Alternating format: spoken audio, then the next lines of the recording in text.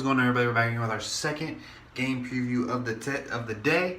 We got the Falcons versus the Seahawks, a game that is going to be played in Seattle. This is a tough game for the Falcons. The Falcons got a win on Sunday against the Cowboys. Huge win for them in terms of NFC playoff picture. And for the Seahawks, they got a win last Thursday against the Cardinals, and that helped them keep pace with the Rams in the NFC West, as well as staying ahead in the NFC wild card. In that game against the Cardinals, however, the Seahawks did lose Richard Sherman. So this is going to be a tough matchup without Richard Sherman being out there. I don't think Earl Thomas played last week either.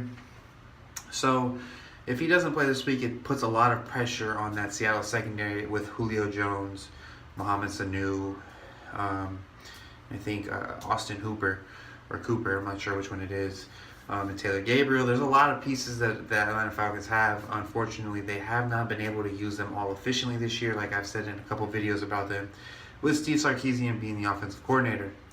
For Atlanta, they did walk out of that game against the Cowboys moderately healthy. The only key loss was Devontae Freeman, who is probably not going to play this weekend due to a concussion.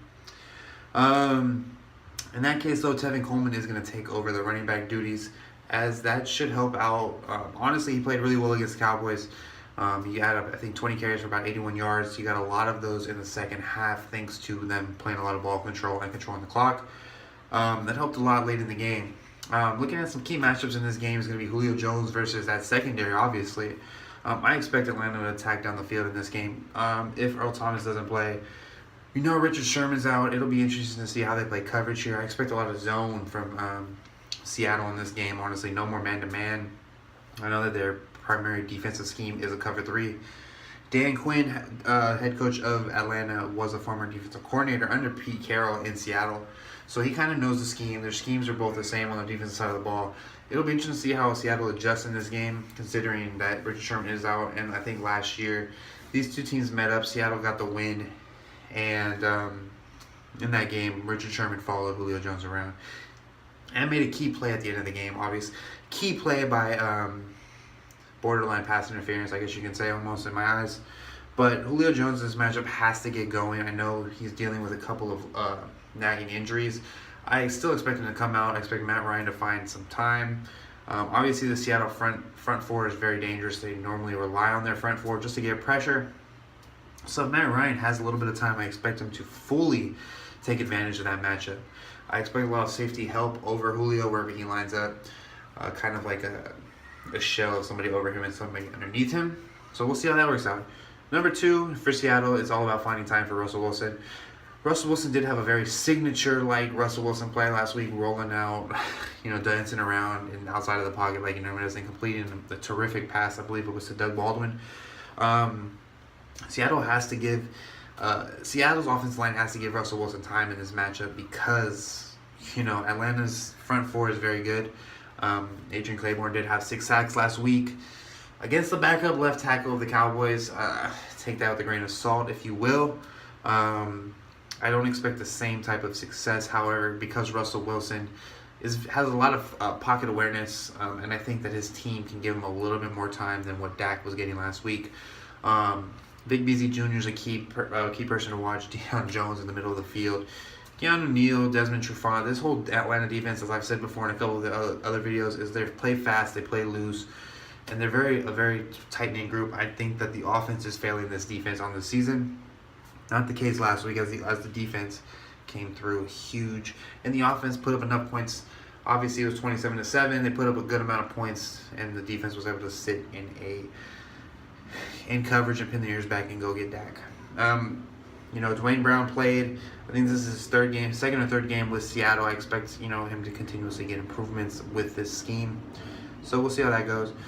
And our third and final key matchup here is going to be this Atlanta running game, specifically Tevin Coleman versus the Seattle defense. Now, Seattle's defense is not the same as in years past.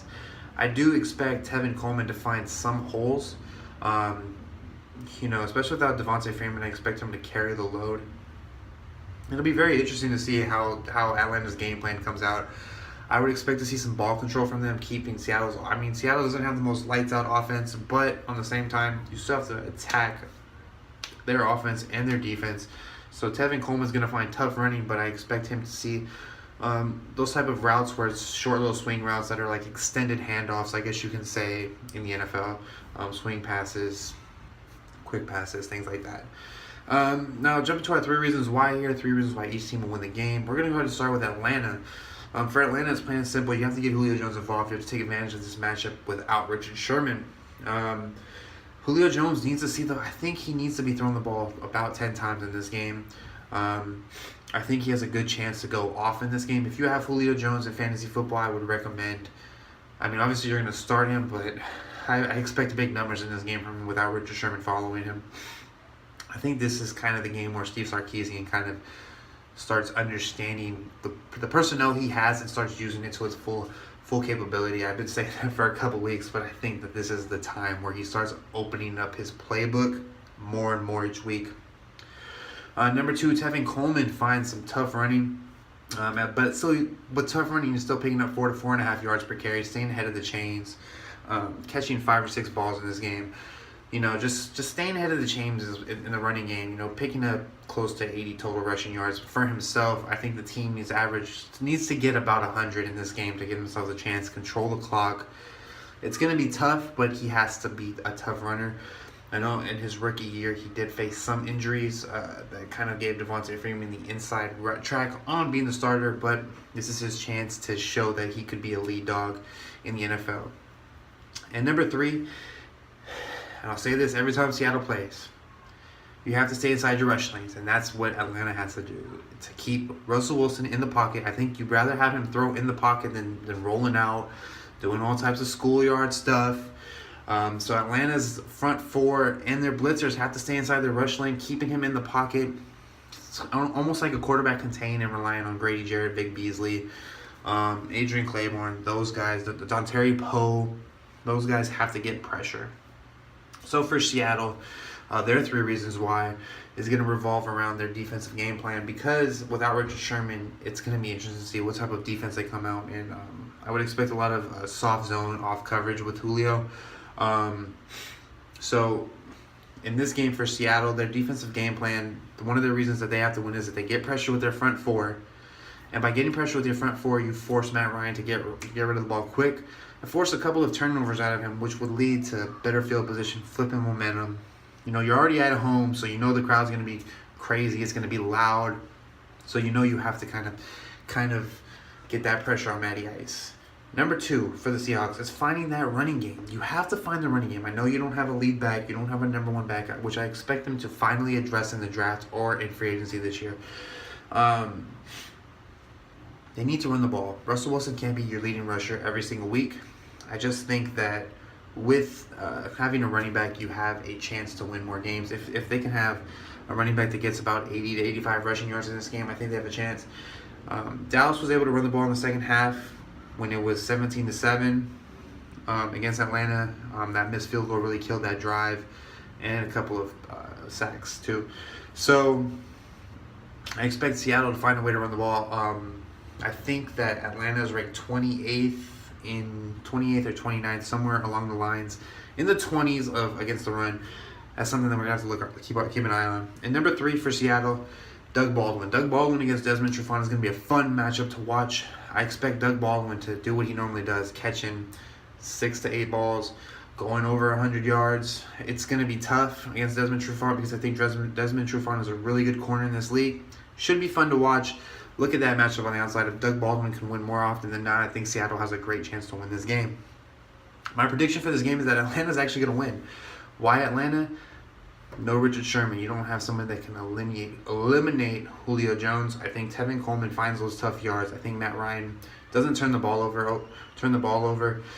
And I think Atlanta's pass rush is able to keep Russell Wilson in that pocket. I'm going to take Atlanta. I'm going to take them 20-17. I just think it's going to be a really, really close game. Both these teams are not great. They're very solid. Like I said, the NFC is stacked. So we're going to have to be keeping an eye. I think special teams is going to play a huge part, especially flipping momentum. That's going to do it for me. I'm out. I think I should have 2 more. Actually, we're going to do a lot of game previews this week. There's a lot of good games. 2 more, maybe 1 more game preview tomorrow. Thank you for watching, and I'm out. Peace.